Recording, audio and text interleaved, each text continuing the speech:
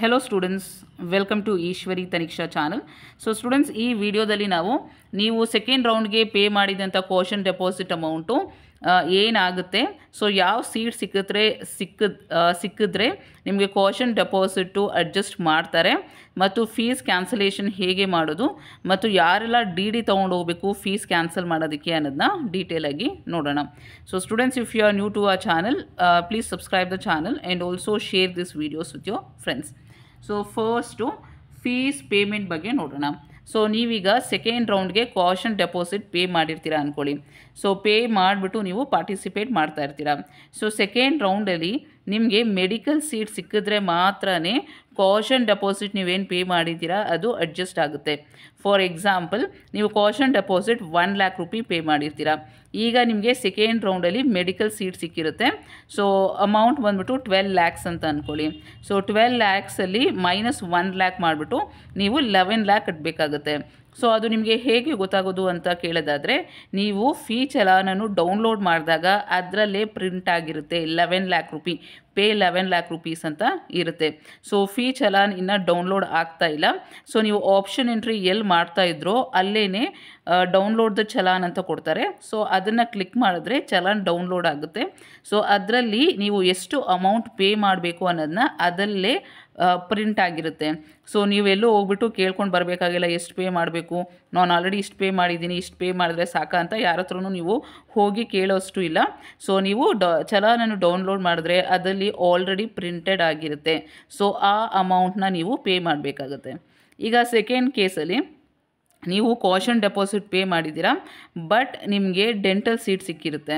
So ಆವಾಗ ಆ fees ಕ್ವೋಷನ್ ಡೆಪಾಸಿಟನ್ನು adjust ಮಾಡ್ತಾರಾ ಅಂತ ಕೇಳೋದಾದರೆ ನೋ. ಸೊ ಡೆಂಟಲ್ ಮತ್ತು BAMSಗೆ ಅವರು ಅಡ್ಜಸ್ಟ್ ಮಾಡ್ತಾ ಇಲ್ಲ ಕ್ವೋಷನ್ ಡೆಪಾಸಿಟನ್ನು. ಇನ್ಸ್ಟೆಡ್ ಅವರು ರೀಫಂಡ್ ಮಾಡ್ತೀವಿ ಅಂತ ಹೇಳ್ತಾ ಇದ್ದಾರೆ. ಸಪೋಸ್ ನಿಮಗೆ BDS ಸೀಟ್ ಸಿಕ್ಕಿರುತ್ತೆ ಅಂತ ಅಂದ್ಕೊಳ್ಳಿ. ಸೊ BDS ಸೀಟ್ಗೆ ಎಷ್ಟು ಅಮೌಂಟ್ ಕಟ್ಟಬೇಕು, ನೀವು ಫುಲ್ ಅಮೌಂಟೇ ಪೇ ಮಾಡಬೇಕಾಗುತ್ತೆ. ಕ್ವೋಷನ್ ಡೆಪಾಸಿಟಿಂದ ಅವರು ಅಡ್ಜಸ್ಟ್ ಮಾಡ್ತಾ ಇಲ್ಲ. Only for medical seat they are adjusting the caution deposit, not for any other course ಅಂತ ಕ್ಲಿಯರಾಗಿ ಹೇಳಿದ್ದಾರೆ. ನೆಕ್ಸ್ಟು ಸೀಟ್ ಕ್ಯಾನ್ಸಲೇಷನ್ ಬಗ್ಗೆ ಹೇಳೋದಾದರೆ, ಸೊ ಈಗ ನಿಮಗೆ ಮೆಡಿಕಲ್ ಸೀಟ್ ಸಿಕ್ಕಿರುತ್ತೆ, ನೀವು ಆ ಸೀಟನ್ನು ಕ್ಯಾನ್ಸಲ್ ಮಾಡ್ಕೋಬೇಕು ಅಂತಂದರೆ ನೀವು KEAಗೆ ಡೈರೆಕ್ಟಾಗಿ ವಿಸಿಟ್ ಮಾಡಬೇಕಾಗುತ್ತೆ. ಸೊ ನಿಮ್ಮ ಎಲ್ಲ ಒರಿಜಿನಲ್ ಡಾಕ್ಯುಮೆಂಟ್ಸು, ವೆರಿಫಿಕೇಷನ್ ಸ್ಲಿಪ್ಪು ಎಲ್ಲನೂ ತೊಗೊಂಡು ಹೋಗಿ KEA ಆಫೀಸ್ಗೆ. ಅಲ್ಲಿ ನೀವು ಬರ್ಕೊಡ್ಬೇಕಾಗುತ್ತೆ that I want to cancel the seat ಅಂತ. ಸೊ ನೀವು ಬರೆದು ಸಬ್ಮಿಟ್ ಮಾಡಿದ ಆದಮೇಲೆ ನಿಮ್ಮ ಸೀಟನ್ನು ಕ್ಯಾನ್ಸಲ್ ಮಾಡ್ತಾರೆ. ಹಾಗೆಯೇ ನೀವು ಕ್ವೋಷನ್ ಡೆಪಾಸಿಟ್ ಏನು ಪೇ ಮಾಡಿದ್ದೀರಾ, so that will be forfeited. ಅಂದರೆ ಅವರು ನಿಮಗೆ ಕ್ವೋಷನ್ ಡೆಪಾಸಿಟ್ ಅಮೌಂಟನ್ನು ಕೊಡೋದಿಲ್ಲ. So you are going to lose 1 lakh rupee caution deposit what you have paid. So next ನೋಡಿ ಇಲ್ಲಿ, if a candidate is not interested in allotted dental or Ayush seat, can cancel the allotted dental or Ayush seat in person at KEA Bangalore by paying 10,000 rupees penalty before 5:30 PM on 25th. DD has to be submitted drawn in favor of Executive Director KEA payable at Bangalore if no payment is available in KEA. Meaning ಏನು ಅಂತಂದರೆ, ಈಗ first ರೌಂಡಲ್ಲಿ suppose ತಿಳ್ಕೊಳ್ಳಿ, first ರೌಂಡಲ್ಲಿ ನಿಮಗೆ dental seat allot ಆಗಿತ್ತು. So dental seat allot ಆಗಿದ್ದರೆ ನೀವು already fees pay ಮಾಡಿರ್ತೀರ ಮತ್ತು second ರೌಂಡಲ್ಲಿ participate ಮಾಡ್ತಾ ಇರ್ತೀರ. ಸೊ ಈಗ ಸೆಕೆಂಡ್ ರೌಂಡಲ್ಲೂ ಡೆಂಟಲ್ ಅಥವಾ ಆಯುಷ್ ಸೀಟ್ ಯಾವುದಾದ್ರೂ ಸಿಕ್ಕಿರುತ್ತೆ. ಸೊ ನೀವು ಅದನ್ನ ಕ್ಯಾನ್ಸಲ್ ಮಾಡ್ಕೋಬೇಕು ಅಂತಂದರೆ ನೀವು KEAಗೆ ಹೋಗಬೇಕಾಗುತ್ತೆ.